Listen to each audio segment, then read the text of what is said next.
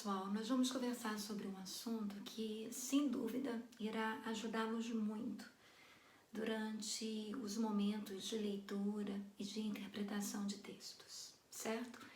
Nossa conversa hoje vai se basear no capítulo 6 da Apostila dos Sais, da segunda Apostila dos Sais, capítulo 6. Quem tiver a oportunidade de tê-la em mãos, seria interessante.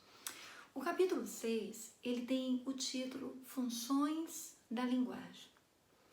Quando nós pensamos em funções da linguagem, nós vamos perceber que dentro de qualquer situação comunicativa, seja ela escrita ou seja ela simplesmente falada, toda a mensagem, toda a informação transmitida, ela tem uma intencionalidade. Mesmo que aquela intencionalidade ela esteja subjacente, ou seja, ela esteja um pouquinho escondida. Então, quando nós estamos lendo um texto, nós precisamos identificar, para poder facilitar a interpretação desse texto, quais são essas intencionalidades, ou seja, quais são essas funções. Vamos tentar relembrar que o ato de ler, a leitura, ela envolve algumas etapas, não é? A primeira etapa da leitura, que nós já estudamos sobre isso, nada mais é do que a decodificação do código. É quando você pega um texto, você conhece as letras, as sílabas e automaticamente você decodifica. Sabemos que existe uma outra etapa da leitura, né, que exige um pouco mais de elaboração, que é aquela etapa em que você vai localizar algumas informações dentro do texto. A outra etapa que ainda exige muito mais elaboração da nossa parte é aquela que você estabelece associações. E é nesse momento que conhecer as funções da linguagem, que é o que nós vamos conversar hoje, vai nos ajudar a interpretar melhor um texto. Então, pessoal, estamos no capítulo 6, lembrando, de interpretação textual com o título Funções da Linguagem. Antes de nós conversarmos sobre as funções da linguagem, vamos tentar relembrar quais são os elementos presentes no ato comunicativo. Então, todo ato comunicativo, nós vamos ter o emissor, aquele que emite, né, que transmite a mensagem. Temos o receptor, que é aquele que a recebe. Temos a mensagem, que em poucas palavras é o conteúdo que está sendo transmitido. Temos o código, que nada mais é do que a maneira em que essa mensagem vai se organizar. Temos o canal, que é o meio físico ou virtual em que essa mensagem vai ser transmitida, né? O canal é justamente aquele meio que possibilita essa transmissão, né? E temos o referente, que nada mais é do que o contexto em que aquela mensagem está inserida. Então, nós precisamos ter esses 6 elementos do ato comunicativo bem claros na nossa cabeça, certo? Vamos relembrar? Nós temos o emissor, temos o receptor, temos o código, temos o canal e temos o referente. E a mensagem, né? Que é o conteúdo em si. Muito bem. Agora vamos pensar nas funções as funções da linguagem. Vamos logo pensar na função referencial. Em que se baseia a função referencial da linguagem? É aquela função que está muito focada em quê? Na informação. Ela tem uma função denotativa, objetiva. Ela está muito focada na informação, no conteúdo. Alguns textos que nós temos contato no nosso cotidiano apresentam muito essa função referencial. Por exemplo, quando você pega alguns textos científicos, quando você pega alguns textos de história, textos em que o objetivo deles é transmitir a informação. São textos focados no conteúdo. Então, são textos que apresentam logo de cara a função referencial. Uma outra função também muito comum no nosso cotidiano é a função apelativa, conhecida também como função conativa. Cuidado para não confundir, tá bom? Conotativa com conativa. Conotativa é a linguagem figurada, tão presente dentro dos textos literários. Não é essa que nós estamos falando. Estamos falando da função conativa, que vem do latim conatum, que significa persuadir, convencer. Então, alguns textos do nosso dia a dia que circulam, né, principalmente pela mídia, como propagandas, sermões religiosos, como discursos políticos, eles apresentam a função apelativa, a função conativa, que visa o quê? Mudar comportamentos, que visa convencer. Uma outra função também muito presente em nossos dias é a função fática. A função fática da linguagem, ela não exige muitos aprofundamentos, não. Infelizmente, é uma função muito presente nos relacionamentos hoje em dia bem superficiais, em que você chega para alguém, oi, tudo bem? A pessoa responde, tudo bem, bom dia, boa tarde. Não há uma elaboração. A função fática, ela visa apenas manter e se certificar da conversação, do diálogo, certo?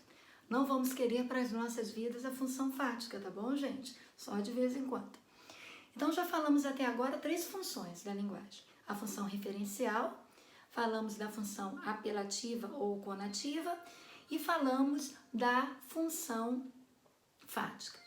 Agora, vamos pensar um pouquinho na função expressiva. A função expressiva, também conhecida como função emotiva, ela está muito focada na transmissão dos pensamentos, dos sentimentos daquele que emite a mensagem. Então, ela é altamente subjetiva. Como é que você pode encontrar a função emotiva, a função expressiva? Em artigos de opinião, até mesmo um diário em que a pessoa escreve sobre os seus sentimentos. Algumas músicas, né, da atualidade, que o eu lírico fala dos seus sentimentos e assim por diante, né? Uma outra função da linguagem também é a função metalinguística, que vem da metalinguagem. É quando o próprio código usa o código para falar do código. Ai, que coisa confusa, André, não é não. Vou dar um exemplo para vocês da função metalinguística muito presente até dentro do ambiente escolar, né? Quando você pega um dicionário, né? Ali no dicionário nós temos o código linguístico que está falando sobre ele próprio. Então, o dicionário é um exemplo da função metalinguística. Uma outra função também muito presente, né, na nossa vida é a função poética. A função poética está muito presente nos textos literários, nos poemas, né, na prosa poética. É aquele tipo de texto que tem como função trabalhar também com a elaboração das palavras, né? Com o como se diz, não apenas com o que se diz. Então, quando nós temos na nossa cabeça bem claro que existem, né, funções específicas para cada mensagem, para cada informação transmitida, isso nos ajuda a interpretar melhor aquilo que lemos, certo? Então, vamos relembrar algumas funções da linguagem? A função referencial, que é uma função voltada para o aspecto denotativo, para o conhecimento ali transmitido, para a informação, para o conteúdo, voltada para a objetividade. Temos a função apelativa ou conativa, voltada para influenciar você, para modificar seu comportamento, muito presente nas propagandas, nas campanhas de conscientização, que nós estamos vendo muito, né? Agora no momento que nós vivemos específicos da pandemia. Temos nos discursos religiosos, nos discursos políticos, né? A função apelativa ou conativa. Temos a função fática, que é presente nas situações sem muito aprofundamento, sem muita intimidade, oi, entendeu, só para manter, né, a comunicação, garantir aquela manutenção da comunicação. Vimos a função expressiva, conhecida também como emotiva, em que você vai perceber que o emissor vai falar muito dos seus sentimentos, vai dar suas opiniões. Um exemplo que eu dei é um artigo de opinião, né? É um tipo de texto em que você tem essa função presente. Vimos a função poética, que está muito presente dentro dos contextos literários. Então é isso, gente. Agora, um pedido que eu faço a vocês é que vocês agora possam ter a curiosidade de pesquisar textos e, à medida que estiverem lendo esses textos, procurem identificar as funções dentro desses textos. Ah, tem uma coisa importante que eu quero salientar.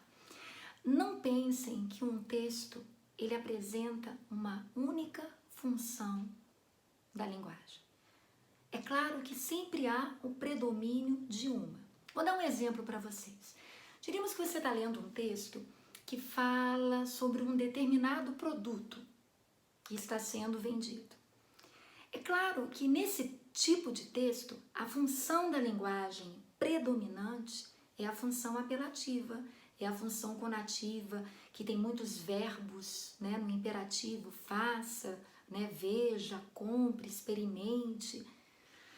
É claro que nesse tipo de texto, numa propaganda de um determinado produto que você está pesquisando para poder adquirir, é claro que vai ter ali muito presente a função, a predominante é a função apelativa, conativa.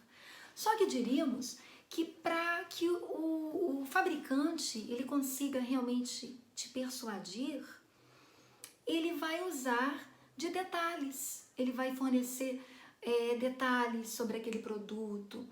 Então você pode encontrar dentro daquele tipo de texto a função referencial, que também é a função denotativa, que é baseada no conteúdo.